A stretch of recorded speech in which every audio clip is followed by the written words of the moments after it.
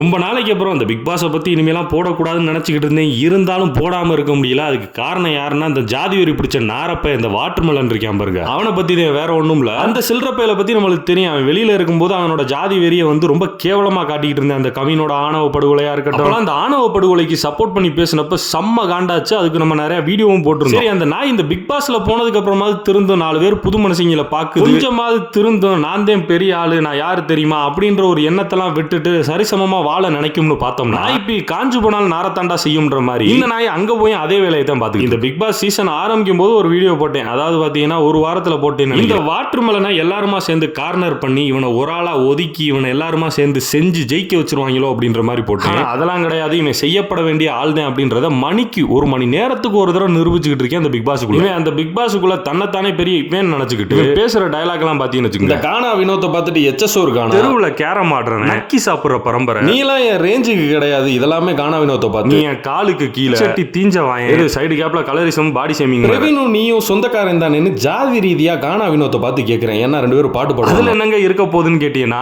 அடுத்து ஒரு டயலாக் சொல்றேன், அப்போ உங்களுக்கு புரியும். நான் அந்த திவ்யான ஒரு கண்டஸ்டன்ட் ஒயில் கார்டுல வந்துச்சுல, அந்த அம்மாவை பார்த்து சொல்லுது, சுத்தி கித்தி பார்த்தா நம்மளாம் ஒரு சொந்தமா வருவோம், அதாவது ஒரு ஜாதிக்காரல வருவோம்ன்றத சொல்லாம சொல்றேன். இதெல்லாம் தாண்டி இந்த அரசர் டாஸ்க் மாதிரி ஒன்னு போயிட்டு இருக்கும் போது கானா வினோத்தை பார்த்து திரும்ப கேட்கிறேன்,